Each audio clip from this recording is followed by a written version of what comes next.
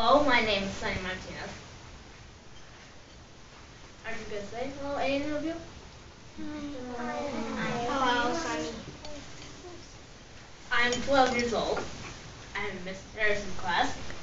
I weigh almost 70 pounds, and I'm going to tell you the story of Snake Girl. In the mountains of Guatemala, there was an old man and an old woman. Gray was their hair, wrinkled were their faces, and toothless were their smiles. They were as happy as two old people could be, except they never had any children, and this gave them great sadness.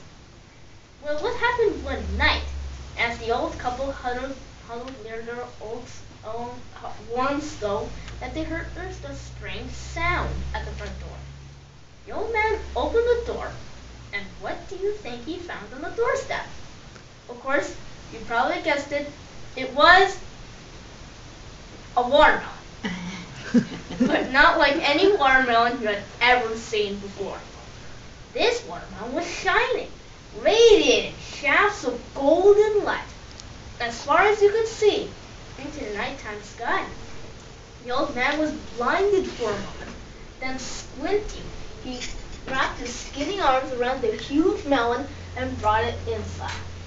The old lady was so amazed that her frizzy hair stood straight up, and her mouth opened so wide that a pigeon passing by the window started making its home in there. The old woman took her knife and carefully opened that golden melon. And what do you think they found inside? Of course, you probably guessed it. It was a little baby. Snake. This little brown snake had golden eyes, a sharp red tongue that flickered out of its mouth like a teeny lightning bolt. The old couple were shocked and afraid. Then the little snake spoke to them in a sweet but childish voice. Mother, Father, please, do not fear me. Take care of me. Build me a hut and bring me food each day and in time. Believe me, and I'll be the joy of your life. And so the hut was built, and food was brought, and 5 years passed, until one day the old woman opened the door to the hut to give the snake its food.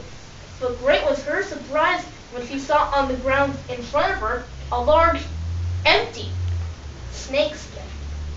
And greater was her surprise when she looked up and saw, standing at the back of the hut, a smiling little girl. She knew this little girl had emerged from the snake's skin, and she knew in her heart that this was the daughter she had always been waiting for. The two of them embraced silently. Now let me tell you about this little girl. Her body was brown.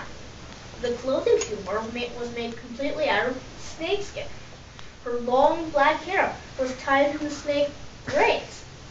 Her eyes were golden, and they lit up the hut like little lamps. She was small, but very strong, and unbelievably fat. And for her, they chose the name Snake Girl. There are many tales told about this wonderful girl. One of them goes like this.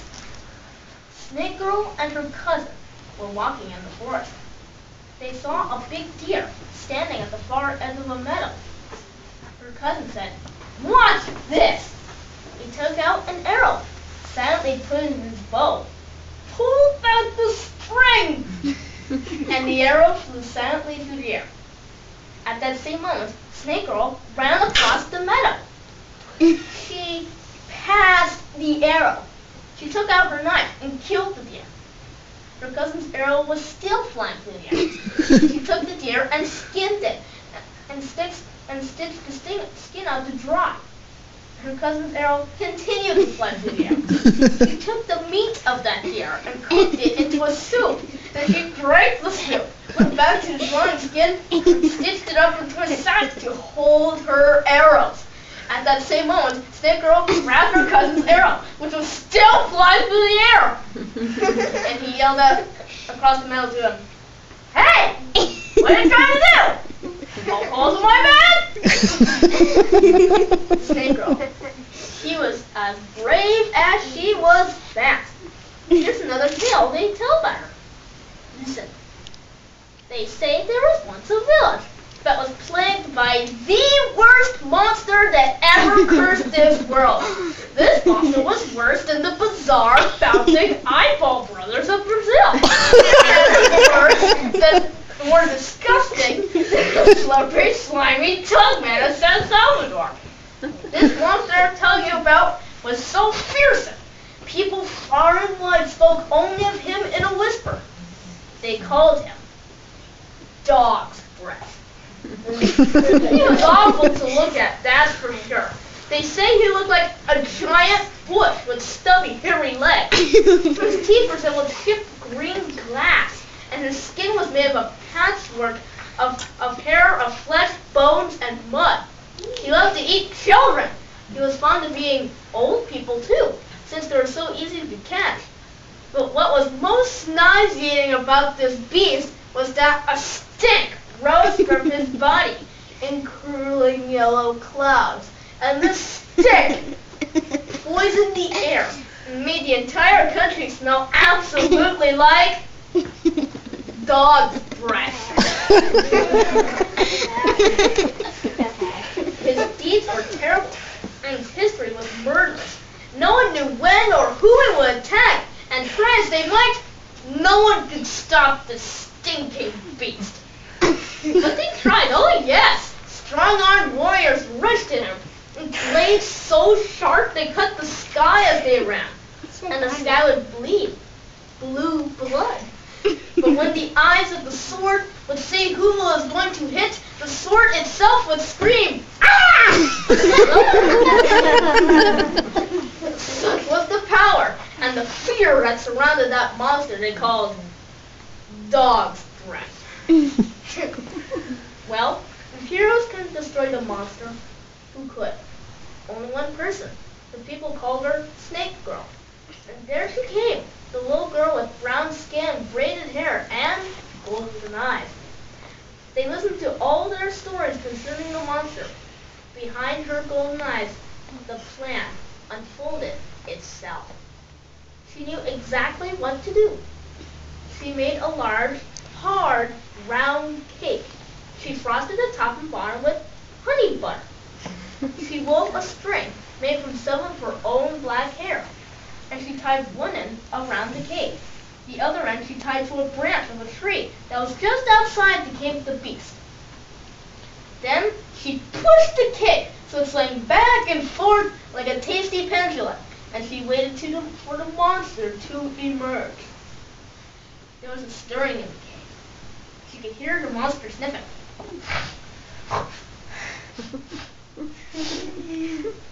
Then a slimy green tongue emerged, feeling in all directions with the cake. The girl gave the cake another push. Again, it swung back and forth, back and forth. The huge tongue then whipped through the air, blindly trying to catch the tasty treat. Again, she pushed the cake harder, and again the monster's tongue reached unsuccessfully forth. But this time, Snake Girl jumped out from behind the tree and grabbed the tongue with all her might and strength. Immediately, there was a silence in the cave. Then the monster moaned. Uh-oh. Slowly he emerged from the dark hole in the mountain. He looked hideous, frightening, disgusting, and he was quite annoying because his green tongue was securely in a tight grip of Snake Girl. Let me go! Please! Or you will suffer! Snake Girl studied him carefully and said, I shall not let you go. There has been too much killing, too much fear. This is the end. And that amazing girl held on tighter. Dog's Breath looked straight into the girl's eyes. He started to shake and to wibble, to wobble and to jiggle. He hollered and hissed. He grabbed with his fist. What could he do? The tongue, and his eyes were burning as hot as the sun itself, but still she did not let go. Finally, he screeched a terrible scream that must have even frightened the stars, and he fell as if dead on the ground in front of the child. It was then that Snake Girl noticed the mask. This was not a monster in front of her, but was a huge mask made of dead animals and stuck together with the tacky sap of trees. And now before her very eyes, this mask was falling apart.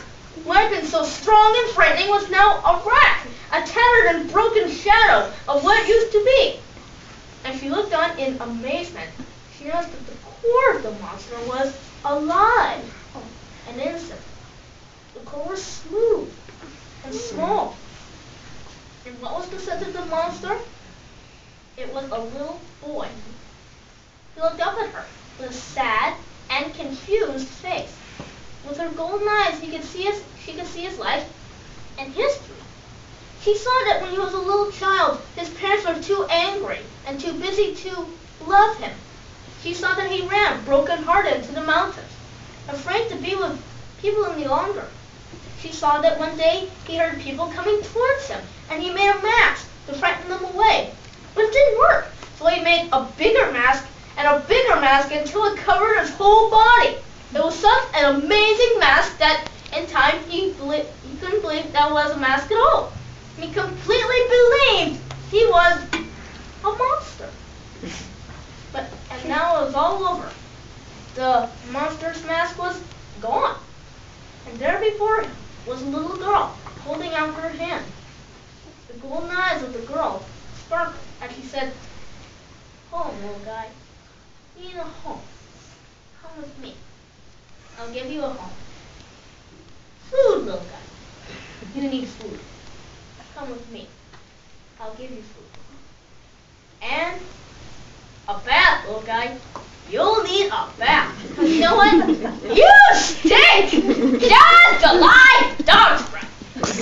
The little boy rose, took her hand, and the two of them walked together back to the home of the girl. And so it is, my friends, that you'll probably hear lots of stories about that girl named Snake Girl. But you shall never again hear another tale concerning that dreadful monster named Dog's Breath.